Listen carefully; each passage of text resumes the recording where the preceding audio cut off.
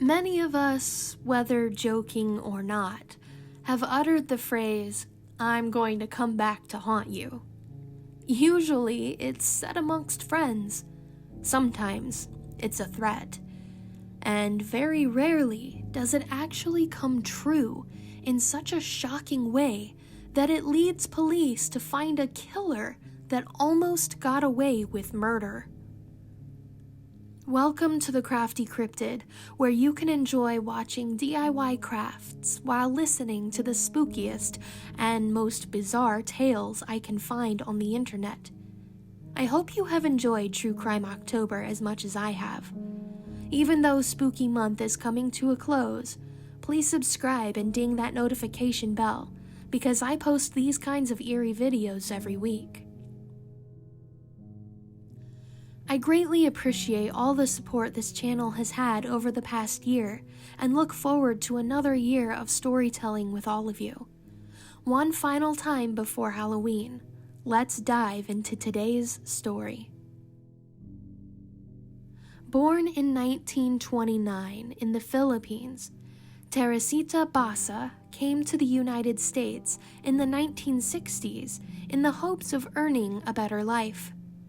Initially coming to the States to study music, she ultimately became a respiratory therapist, where she worked at Edgewater Hospital. The facility, which was located just outside of Chicago, Illinois, once boasted Frank Sinatra as a patient, and was the birthplace of serial killer John Wayne Gacy and Hillary Rodham Clinton. Teresita was quiet and unassuming, never the kind of person one would suspect of becoming a victim of violent crime. She was pursuing a master's degree in music and would frequently give out complimentary piano lessons to neighborhood children. She enjoyed a relatively sedate life with her husband Joe when she wasn't working or studying for her master's degree. She loved her family and had many friends, which is why it became so shocking when, on February 21st of 1977, she was found dead in her apartment.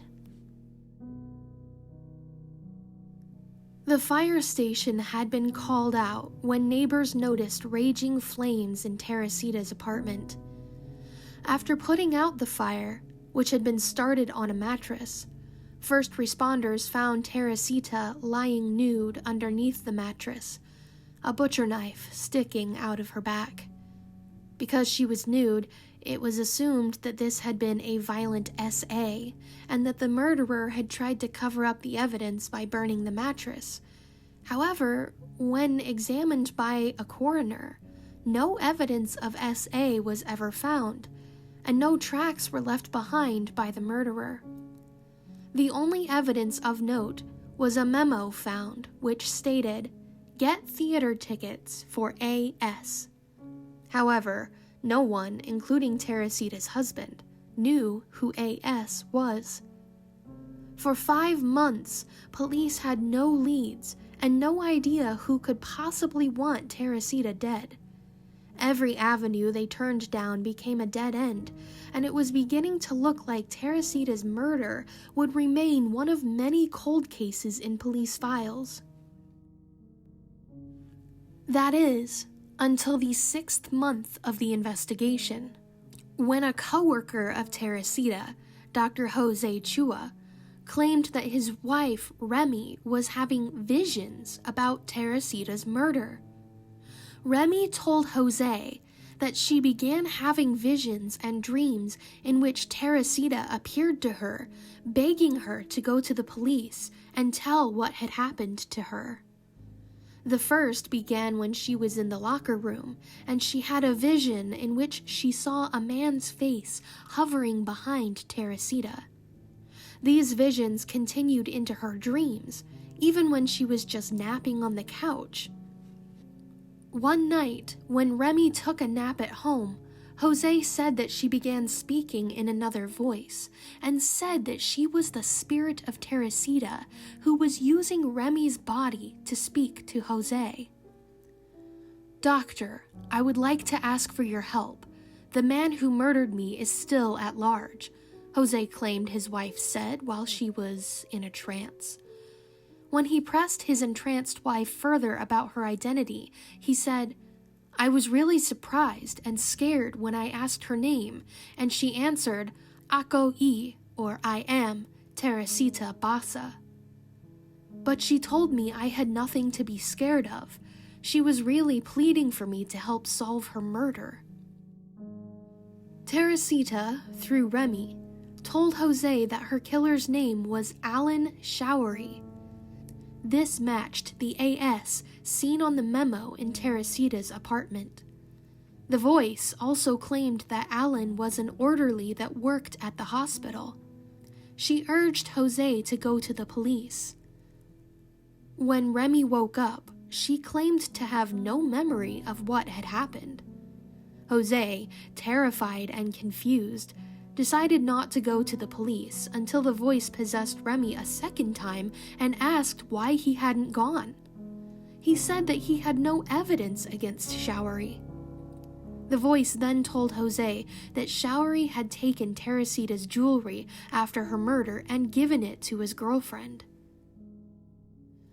Jose reported all of this, despite how crazy it seemed, to the detective, who found that not only did Showery live close to Teresita, but also that he had been planning on going to her apartment the night of the murder to repair her television. Police then contacted Showery's girlfriend about the jewelry, and when they allowed Teresita's family and friends to look at it, everyone immediately knew the pieces belonged to Teresita. Confronted with the evidence and the ghost of the woman who he had murdered, Showery finally confessed. He said that after he left her apartment to get his tools, he made a plan to return and rob her. When he returned, he said that she let him back in. When she turned around to lock the door, he grabbed her from behind and attacked her.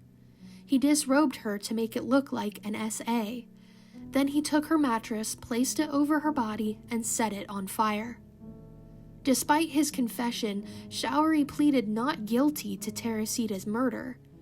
When a mistrial occurred, he decided to plead guilty on February 23, 1979, receiving only a 14-year sentence for his cold-blooded crime. He was released on parole in 1983. Angry spirits coming back to solve their own murders might be science fiction to most of us, but in Teresita and Remy's case, it seems to have really happened. What other explanation could there be for how Remy was able to come up with information that she had not previously been privy to? In any case, it is a miscarriage of justice, in my opinion, that Showery only received a 14-year sentence for brutally murdering an innocent woman. Teresita was roughly 48 years old when she died. She had so much life still ahead of her. She had ambitions and plans. She knew what she wanted to do with her life and had even moved to the United States, hoping that the land of opportunity would open the doors for her. She was a loving wife and a hard worker, a gifted musician, and had a heart for helping people. Even today, in 2022, she is still missed by her family. Though they can take some comfort in the fact that this case is solved, the Basa family will never get Teresita back, and as of 1983, her killer walks. Today might not have been an unsolved crime, but the way that it was solved is still a mystery, so I'm still counting it toward True Crime October. If you enjoyed this video or you learned something new, please like and subscribe. Make sure to turn on the notification bell so that you're always updated when I post next. YouTube likes to hide my new videos from people, so make sure you've got that bell on. Thanks for watching, everyone. Have a safe and happy Halloween, and I'll catch you in the next one. Come back soon, cryptids.